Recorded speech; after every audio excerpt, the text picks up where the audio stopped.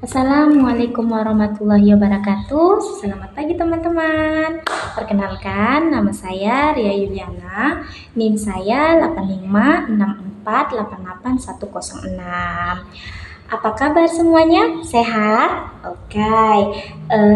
Semoga kita dalam lindungan Allah Subhanahu wa taala. Hari ini saya akan menjelaskan tentang ciri-ciri makhluk hidup. Sebelum ke sana, kita harus tahu dulu apa sih sebenarnya ciri-ciri makhluk hidup itu, atau harus tahu tentang pengertian makhluk hidup. Nah, makhluk hidup adalah suatu organisme yang menjalankan fungsi kehidupan atau yang mengalami ciri-ciri kehidupan. Apa itu ciri-cirinya? Yang pertama adalah bernafas. Setiap makhluk hidup pasti kita bernafas. Kalau tidak bernafas berarti bukan makhluk hidup. Yang kedua, bergerak. Nah, setiap makhluk hidup pasti bergerak. Seperti kalau kita manusia itu bergerak dengan cara jalan. Kalau tanaman mungkin menjalar.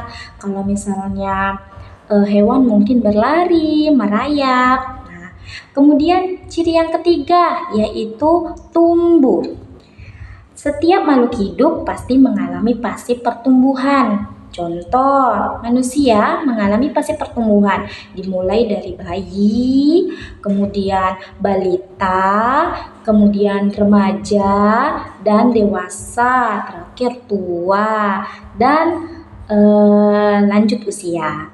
Kemudian ciri yang berikutnya adalah makan. Setiap makhluk hidup memerlukan makan. Untuk apa? Untuk bertahan hidup. Jika tidak makan, kita akan mati atau kita akan lemas dan lama-kelamaan akan mati. Yang terakhir yaitu berkembang biak. Apa itu berkembang biak? Berkembang biak adalah mendapatkan keturunan. Jadi kalau kita nggak berkembang biak, berarti kita bukan makhluk hidup atau tidak bisa dikatakan makhluk hidup. Nah, berkembang biak contoh pada manusia adalah melahirkan. Dimulai dari 1 bulan, 2 bulan, 3 bulan, sampai 9 bulan 10 hari. Kemudian kalau misalnya pada kucing, nah berkembang biak caranya kucing adalah dengan cara melahirkan juga, sama seperti manusia. Nah kalau ayam, cara berkembang biaknya dengan yang pertama adalah bertelur. Setelah telur dientasi atau diikrami ya, bahasa kita sehari-hari, diikrami dengan induknya, maka timbullah anak ayam. Nah mungkin yang terakhir, ciri-ciri yang terakhir adalah peka terhadap rangsangan. Apa sih Bu, peka terhadap rangsangan? Nah, peka terhadap rangsangan itu contohnya seperti ini. Jika dia mendapatkan rangsangan, dia akan bereaksi. Contohnya, tanaman putri malu.